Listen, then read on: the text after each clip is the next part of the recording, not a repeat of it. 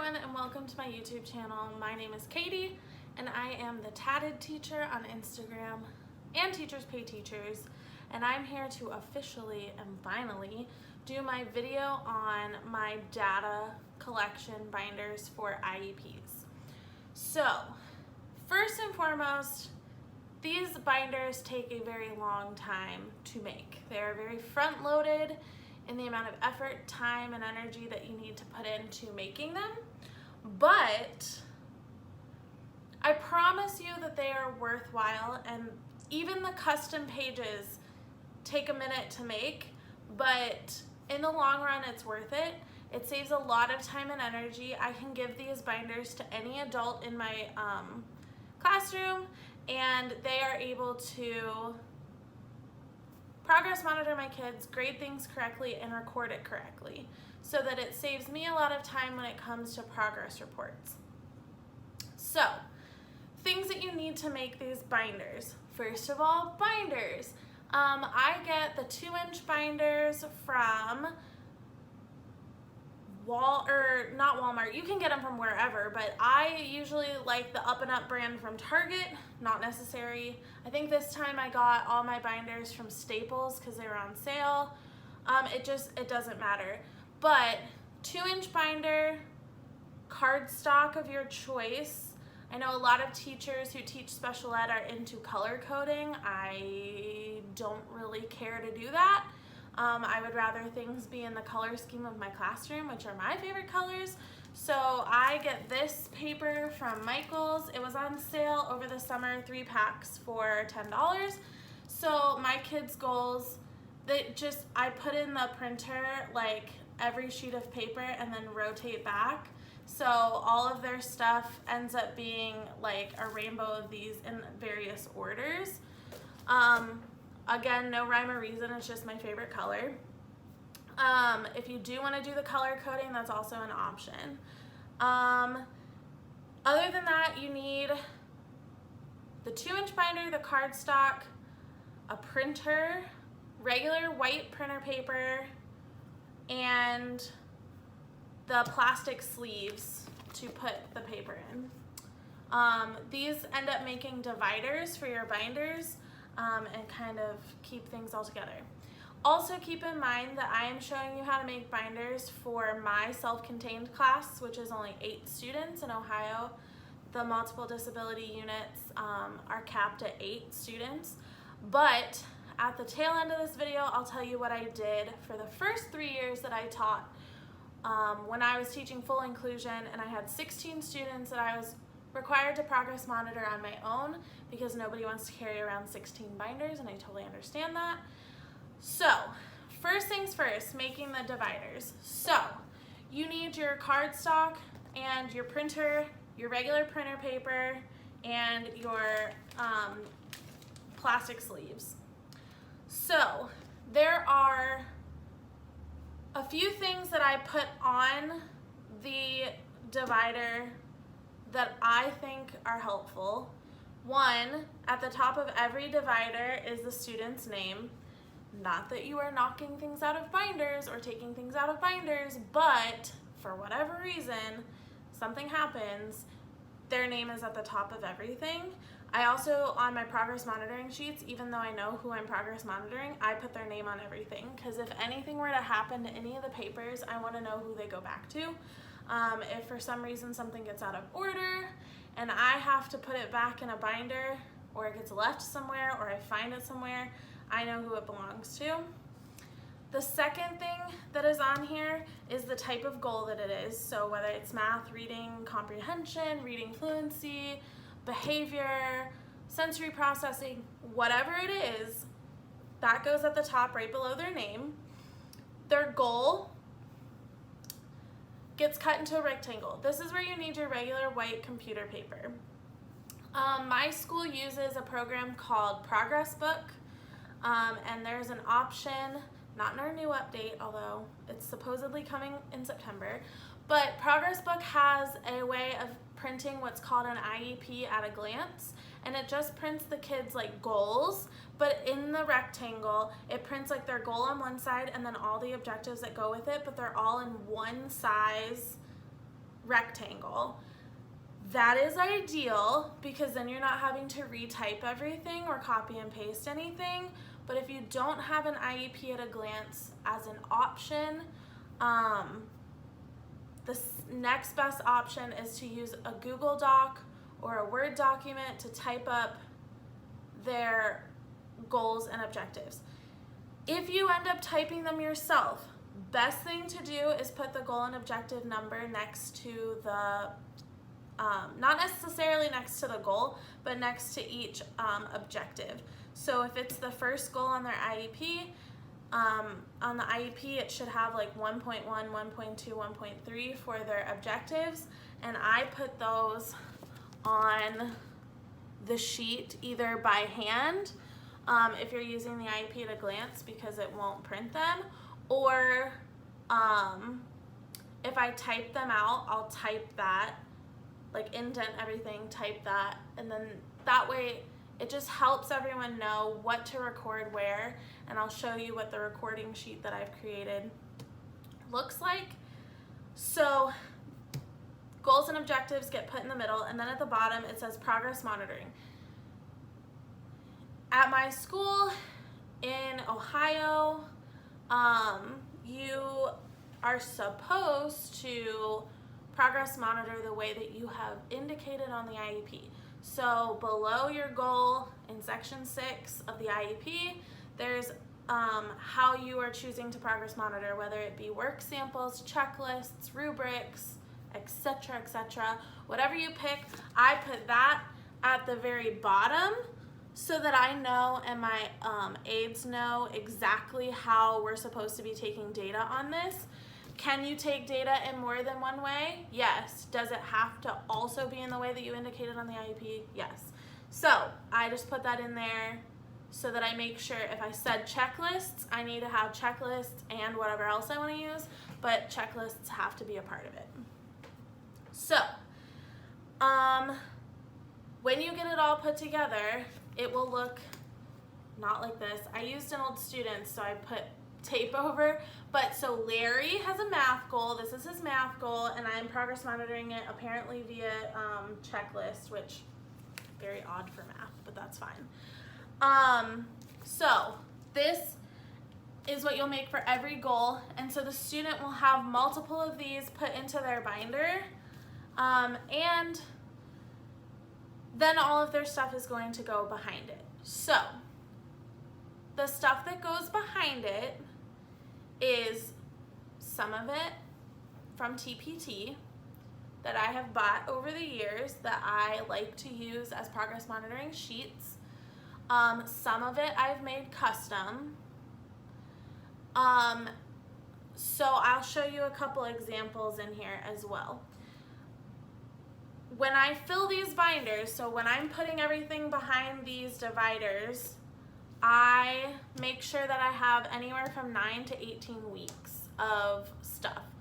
So if they're doing repeated reading where they're reading the same passage for 3 weeks, then I have, 3 passages in there. So that's 9 weeks worth of stuff.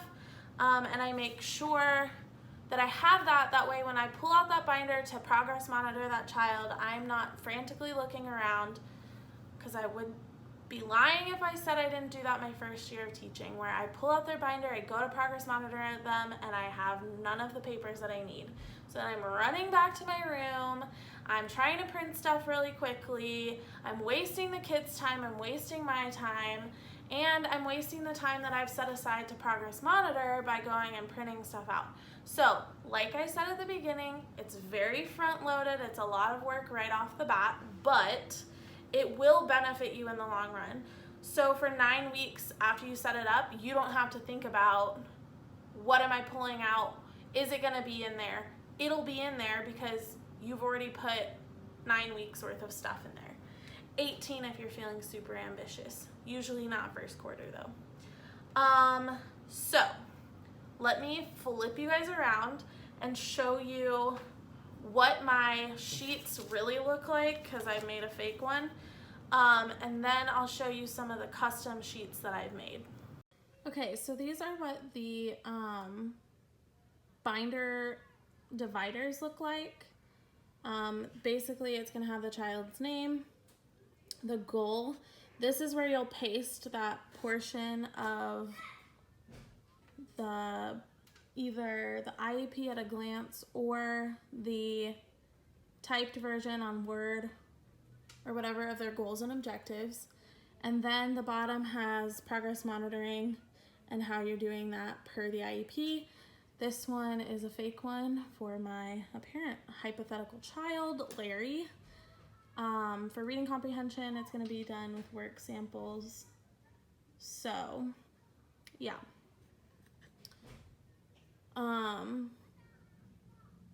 Fonts.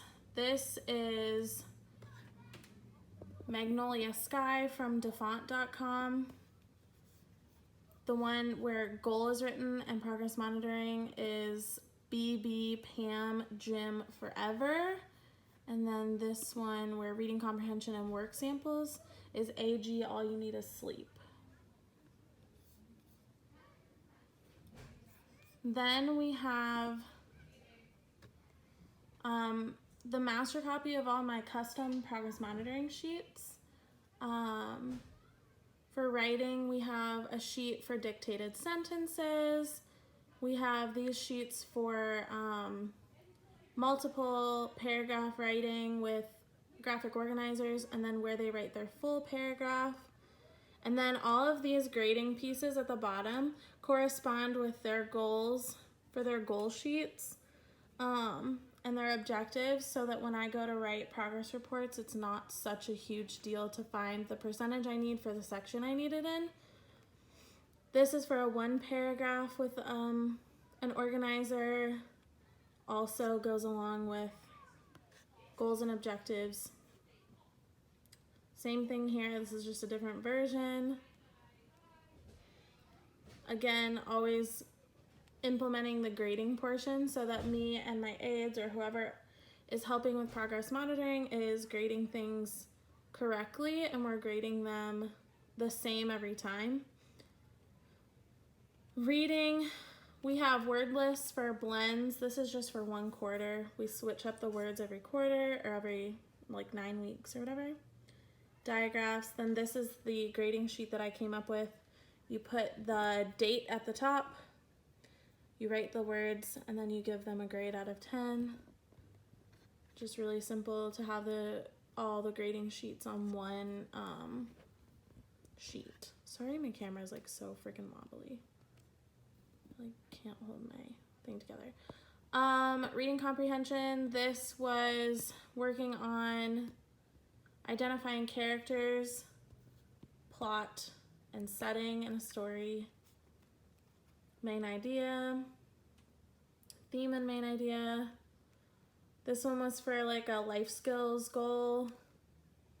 This is probably one of my favorite sheets. If you have a math fluency goal, you write what you're working on, multiplication, division, addition, or subtraction, and then you put the date and whatever they scored on that. I use an app, it's called like Math Facts. It was 99 cents, but it tracks all of their progress. And then every time that they do it, they graph their progress. And then we put a solid Sharpie line to make sure that they know what they're aiming for. And we usually tell them it's better to go over that thick line than it is to stay at it. So the beginning of the binder gets these progress monitoring sheets. This is where the real lifesaver comes in. So my aides and I use the Inkjoy gel pens. I bought a pack for me, a pack for all my aides. And so each trial that goes in here has a color. So if you're doing trial 1, it's always blue or purple or red or whatever. And then trial 2 is always the same color. That way we're using the same color. You put the date, the goal, and objective. So that's that 1.1, 1.2, 2.2, 2.3, whatever. The trial, 1, 2, 3, 4, 5. Their score, so like 26 out of 30, and then their percentage. And then I have my aides and I initial, that way I know who is giving it. So if I'm missing information or if I'm curious about something, I know who to ask because I know who was the one testing them. They get 1 sheet per goal. and this is like the cover sheet. And then when I go to do progress reports at the end of the 9 weeks, all I do is go in and take these sheets from each binder. So I'm not taking like 8 binders home. I'm taking 8 of these packets of paper home, and then I can do my progress reports from there. These drawers are from Michaels, and this is going to be the 3rd 100 and 4th 100s for eyesight words. But I keep all my leveled reading passages, extra word list, extra writing sheets, addition and subtraction sheets. And then on here it just says, you know, make sure that you have the right student stuff, because there will be multiple students in each container. So that is how I set up my data binders. If you have questions, comments, or concerns about the custom sheets, or if you need help making custom sheets for your kids, let me know in the comments or hit me up on Instagram. I'm at _tatted teacher.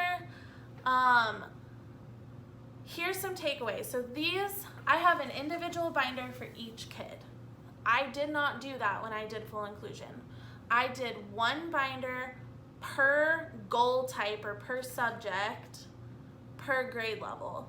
So I did math and ELA for 3rd and 4th grade, so I had a math ELA binder, or a math binder, sorry, for 3rd grade, and a math binder for 4th grade, ELA binder for 3rd, ELA for 4th, and then I usually stuck my behavior goals and stuff like in with the ELA stuff, because typically in full inclusion, kids don't have necessarily severe behavior. So I had like maybe 1 or 2 kids out of my 16 that had behavior goals, so it didn't warrant me carrying an extra binder around. I just stuck it in with their ELA goals.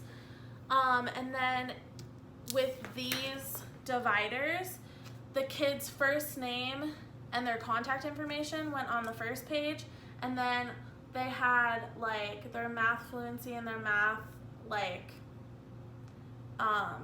word whatever their other math goals were in one binder, and then their reading comprehension, reading fluency, writing and behavior were all in the other binder, but it had like their name, and then like everything behind that was like there's a divider for their reading comprehension goal, and then all their reading comprehension stuff, and then their reading fluency and all their reading fluency stuff.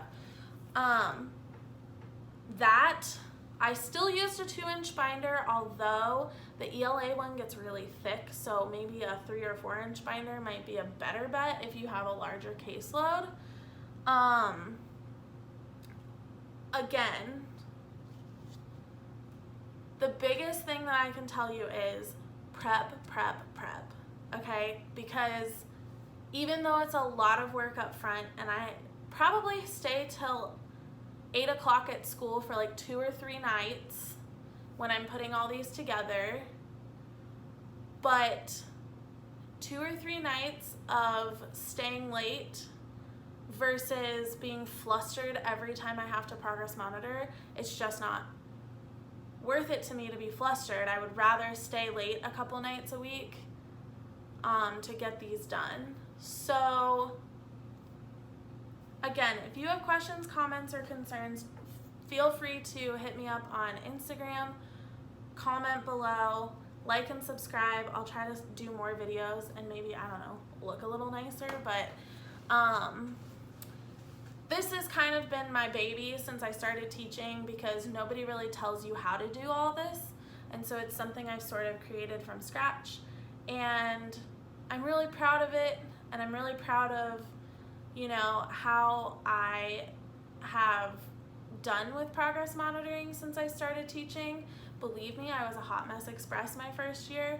Going into my 5th year, I feel a little bit better about it, because I do have a system in place of how I'm going to set up these binders and how I'm going to make sure that I have everything that I need before I jump in Where do I find the time to do this in the day? Last year, every Wednesday was data day. So me and my 3 paras would split the kids into groups that were doing different things on Google Classroom or Prodigy or something online. And then we were pulling kids all day, and we were able to get everybody done pretty much in one day. All 8 kids, all their goals and everything. This year, my aides are not trained on how to do my binders. And I mean, last year they weren't either until I trained them, but they're eager. My aides this year are eager to learn how to do it. But I think that training them one-on-one as opposed to in a group like I did last year, some picked up more than others. And quicker, and maybe they were doing it more or whatever, or they needed it presented to them in a different way. But I think the best way for me to learn and the best way for other people is to watch it being done in real time and how I start things, especially on these recording sheets and all that kind of stuff. So I have a goal work hour at the end of, towards the end of the day, where we're working on our IEP goals. And each day of the week, I'll have 1 or 2 kids that I'm progress monitoring during that time. That way my aides can see how to do it. They can sit and watch me while the other aide kind of controls the room. And then they'll be able to see how I do it, how I record for each different kid. And then, so one aide will watch me progress monitor for a week. And so they'll see how I progress monitor with each kid. And then the next week, the other aide will learn how to do it from there. I'll encourage them to take notes. I think it's helpful. When I create the pages, it's easy for me to know what I mean by things, but they don't always know that. So that's how I'm gonna do it this year. That's how I carve out the time for it. When I was doing it for 16 kids by myself, I picked one day to do all my reading, one day to do all my math. Math took a lot shorter time because I could do multiple kids at once because I'm not trying to listen to them read or something like that. Or encouraging them to keep writing even though they don't want to.